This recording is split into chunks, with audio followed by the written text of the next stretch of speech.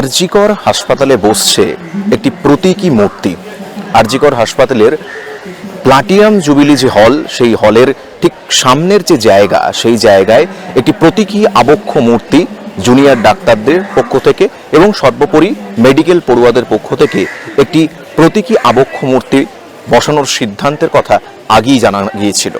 আজ মহালয়ার দিন, এই মহালয়ার বিশেষ দিনে এই আবক্ষ মূর্তি স্থাপনের মাধ্যমে কি বিশেষ বার্তা জুনিয়র ডাক্তাররা দিচ্ছেন, আসুন ভারত টিভির পক্ষ থেকে সে বিষয়ে জেনে নিই।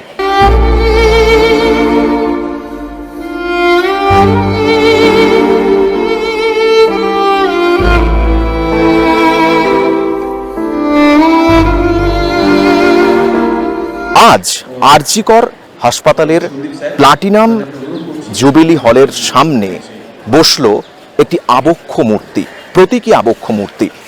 এই আবক্ষ মূর্তির মাধ্যমে প্রতিবাদের ভাষা আরো বেশ কিছুটা বলিষ্ঠ হলো। আমাদের একটি কি বলবো, আর্তনাদ, প্রতিবাদ।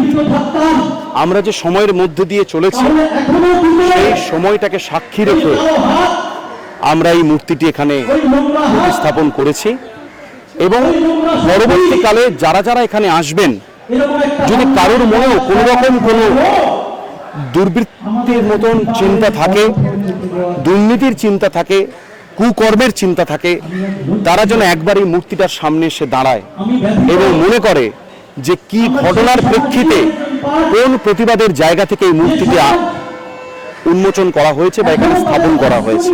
তবে এই আবক্ষ মূর্তির সাথে অভয়া বা নির্যাতিতা নিহত তরুণী চিকিৎসকের কিন্তু চেহারা বা তার অবয়বের কিন্তু কোনো মিল নেই। এটা একটি প্রতীকী মূর্তি। সেই মূর্তির মাধ্যমে বিশেষ বার্তা সমাজের মধ্যে এবং সর্বোপরি গোটা সাধারণ মানুষের মধ্যে পৌঁছে দেওয়ার একটি উদ্যোগ নিলেন জুনিয়র ডাক্তার থেকে শুরু করে মেডিকেল পড়ুয়ারা। আজ যখন 50-55 দিন হলো, তাহলে এই টাইম লাইনে যা যা ঘটনা ঘটলো এবং যে যন্ত্রণার জায়গাটা আর্তনাদের জায়গায় উঠে এসেছিলো, সেটাই একটা প্রতীকী অর্থে আমরা ব্যবহার করতে চেয়েছি। আমরা এটা অভয়ার মূর্তি বা তিলোত্তমার মূর্তি বলছি না, আমরা বলছি যে এই ঘটনাটা, যে সময়টা, এই সময়টা তো একটা অন্ধকারময় সময়, একটা আর্তনাদের সময়, সেই জায়গাটাকে আমরা প্রতীকী অর্থে একটা আবক্ষ মূর্তির মাধ্যমে তুলে ধরেছি। আরজিকর মেডিকেল কলেজ এবং হসপিটালের এই প্লাটিনাম জুবিলি ভবনের সামনে যখন সবাই আসবে, ঠিক তার সামনে এই প্রতীকী মূর্তিটি দেখতে পাওয়া যাবে।